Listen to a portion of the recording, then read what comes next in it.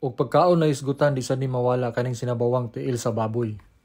Halos dili na mo absent sa atong lamisa. With matching ginamos dayon nga sawsawan na kumpleto na kayo ang atong kaon niya bugha na ang bahaw. Unya sabaw dayon nga tagaliog para kung naisilingan nga moabot, simpre masampit pa nimo kay daghan pang sabaw. Karon muna tong istipingon sinabawang tiil sa baboy. Ug daghag unod nga tiil sa baboy imong gusto, pilian ang sa likuran nga tiil. Pero kung gusto naman sad ka nga dili kay daghag unod, pilian ang sa tubangan nga tiil. Pero mas lamig yun ang sa likod nga tiil kay naiunod with matching bukog na siya. Unya sa mga ingredients naman po or sa mga lamas niya, simpre ikaw na lang magbut kung unsay mga lamas nimong ibutang.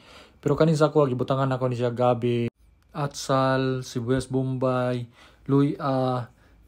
Tapos tong gabi para to siya sa sabaw nga musapok-sapok sa inig malata kay mas lami siya basta sapok-sapok siya sa sabaw. Mura pog na siya kaning cornstarch na kabutang. Tapos tangan og paminta para ang sabaw jud dili jud siya anghit, lami jud siya ang sabaw humot kay sa inig higop nimo ba. Unya ani bana-bana wala ni pagtan-aw nimo ang karne okay na humok na wala na birada niya unya kani kay gutom naman wala na kay nako pa humukaw niya kay ang karne humok raman sad siya pod. Dili kompleto ang kaon sa ang tiil sa baboy kung wala nang naang kamatis ug kanang limon. Syempre ato nang isliceon og ginagmay tapos ato na siyang ibutang sa ginamos. Pero katong ginamos amo gitoy makakompleto sa kaon. Bugha na sang dukot ani kay wala grabing kamatis tapos limon tapos sa ginamos amo ginay pinaka-importante kay sa kaon.